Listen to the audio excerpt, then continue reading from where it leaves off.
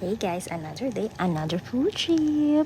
So ito na yon. Shoutout sa'yo, Lembel. Sana magustuhan mo yung mukbang natin for today na ginamos. So ayun lang, enjoy, bye!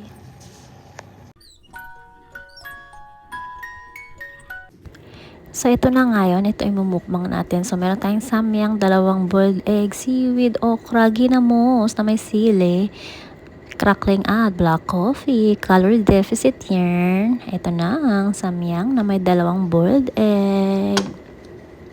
Ayan. At syempre meron tayong okra, isa sa paborito kong gulay yan. Ayan. So sasawsaw natin yan dito sa ginamos na may sili. At seaweed, syempre para sa samyang. Ayan, partner niya yan. Meron din tayo ditong crackling for sodium. Yeah. At syempre ang ating black coffee. No sugar, no cream. Char! So, let's go! Ayan. So, kainin na natin siya habang mainit. Hindi na kasi masarap pag di na mainit. Ayan. Sarap. Yum, yum, yum. Sobrang namiss ko itong tagal kong di nakakain ng samyang.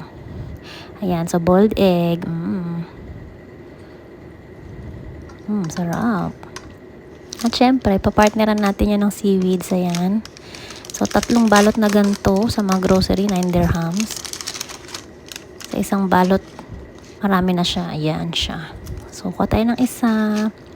At kuha tayo ng konting samyang. Ayan. So, lagyan natin dyan. Just like that. Ganyan nga. Galaway na si Akla. This is it. Ang sarap. Diba narinig nyo ba yun? Ang lutong-lutong ng seaweed. Ang sarap. Ayan. At next naman ay itong okrang nilaga. Ayan. At isasawsaw natin yan syempre sa ginamos na may sili. Let's go. Para sa ito, Lemuel. Ayan. Shout out. So, ayan. Tikman natin. Isa to sa paborito kong gulay kasi meron akong constipation. Ayan. So, nakakatulong to para mag-digest ng food ko at makapoop si Akla. Sarap. Lutong-lutong ba yan? Hindi ko masyado in-overcook yung okra para malutong siya tsaka masarap. Ayan. Sausaw natin. Sold. Sarap. At syempre, ang ating black coffee. Ayan. Calorie deficit diet tayo dahil. Ayan.